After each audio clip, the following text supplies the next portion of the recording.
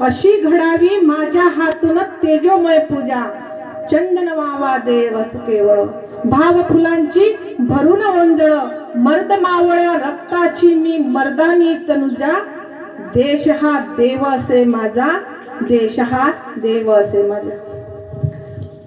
बघा बंधूंनो आणि माझ्या बालमित्र मैत्रिणींनो, आपल्या भारत देशावर एक नाही दोन नाही, जेव्हा बक्सरचं युद्ध झालं तेव्हापासूनच आपण गुलामगिरीच्या जीवनामध्ये ढकलला गेला आपल्या देशाला.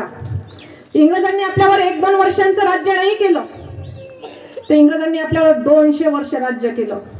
1600 मध्ये स्थापन झालेली ईस्ट इंडिया कंपनी साम्राज्यवादाच्या रूपाने आपल्या देशामध्ये आली आणि इंग्रजांनी इथे आपल्या देशाला गुलामगिरीमध्ये ढकललं गेलं. स्वातंत्र्याचा हा इतिहास सांगताना आपल्या प्रत्येक भारतीयांच्या अंगावर रोमहर्षक असा हा इतिहास आहे. आपण गुलामगिरी मुक्त जीवन जगत आहोत, पण गुलामगिरीच्या आधीचं जीवन कसं होतं? आपल्याच शेतावर आपला अधिकार नव्हता, आपल्याच वस्तूवर आपल्याला अधिकार नव्हता.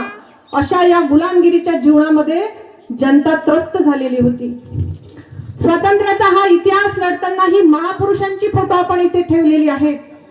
या लोकांनी आपल्याला स्वातंत्र्य मिळवून देण्यासाठी अथक असं परिश्रम केलं.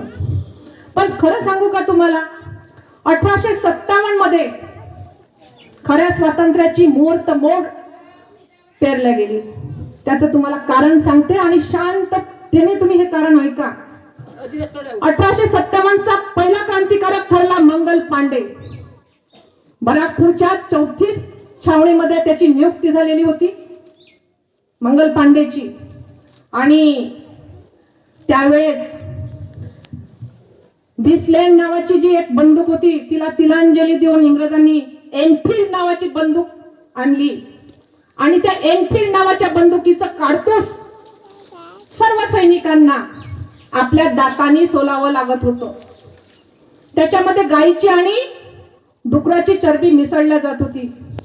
त्यामुळे सैनिकांमध्ये एक धर्मांधतेची भावना निर्माण झाली आणि इंग्रज आपल्याला आपल्या गायीची चरबी त्याच्यामध्ये मिसळलेली आहे याची जाणीव आपल्या प्रत्येक भारतीयांना सैनिकांना झाली.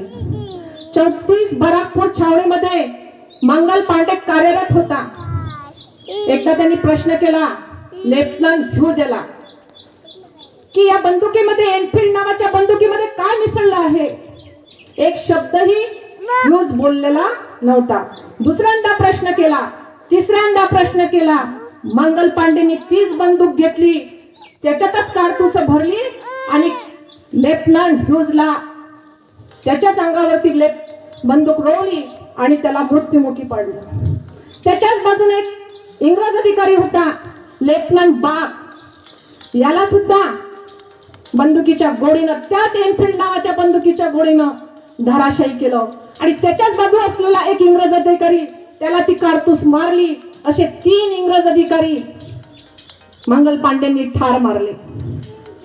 नंतर आता हे इंग्रज आपल्याला सोडणार नाही यासाठी स्वतःच्या मनगट याच्यावर मस्तकावर त्यांनी गोळी मारण्याचा प्रयत्न केला, पण ती गोळी मंगल पांडेच्या कानाजवळून निघून गेली आणि मंगल पांडेला इंग्रज अधिकाऱ्यांनी पकडलं.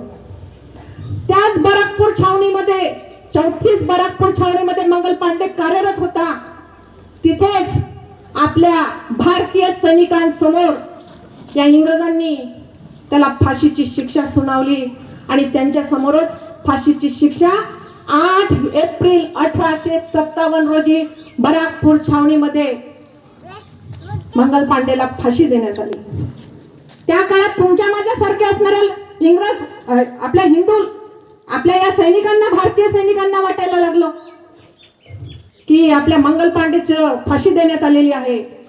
विद्रोह झाला आणि 30 मे 1857 रोजी कमळाचं फूल आणि आपली खायची रोटी याच्या माध्यमातून आपण उठाव करायचा असा प्रयत्न केला गेला.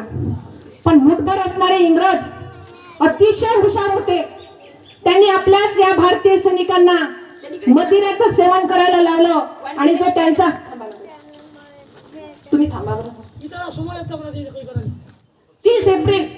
30 मे रोजी मला कन्फ्युज होते ना मी 30 मे रोजी त्यांना याची आपण उठाव करायचा असं ठरवण्यात आलं आणि मग मात्र आपल्या काही सैनिकांनी इंग्रजांसमोर सगळं उघडकीस करून दिलं आणि जे दिल्लीला जे मोठं आपलं जे शस्त्रास्त्र होतं त्याची सुद्धा लूट करण्यात आली आणि त्याच्यासाठी आपल्या काही भारतीयांनी सुद्धा त्याच्यामध्ये त्या पूर्ण दिल्लीची जी सैन्य सामग्री होती त्याला आग लावली. अशा पद्धतीनं 1857चा बिमोड इंग्रजांनी केला. त्याचप्रमाणे झाशीची राणी तिने सुद्धा इंग्रजांच्या विरोधात वारसा हक्कासाठी एक लढा दिला. इंग्रज अधिकारी होस्टिंग यांनी मात्र तिचा तो वारसा हक्क पद्धती नाकारली. मुघलांच्या काळामध्ये शेवटचा मुघल बादशाह होता बहादूर शाह जफर. याला सुद्धा आपल्या जे पूर्वज आहे यांच्याविषयी इंग्रजांनी काहीतरी गोलमेल केलं होतं, त्यांच्याविषयी रोष निर्माण झाला. पीर अली नावाचा एक हे होता, त्यांनी सुद्धा आपले पुस्तक वेगवेगळ्या पद्धतीने विकायचं होतं, त्याचं सुद्धा इंग्रजांनी त्याचं दुकान फेकून दिलं. अशा पद्धतीने 1857चा उठाव झाला.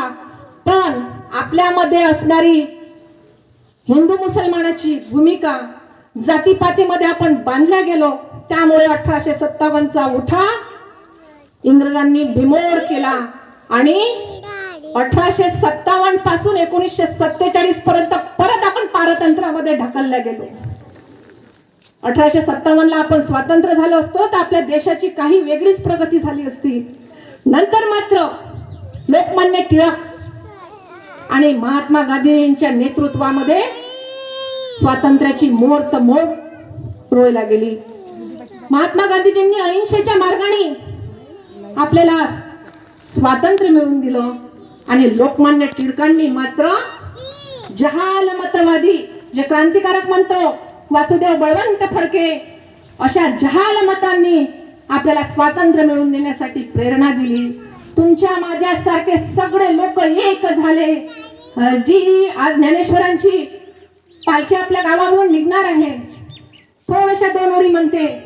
अजी सोनियाचा दिनू अवघे अमृताचा घनू, अजी सोनियाचा दिनू.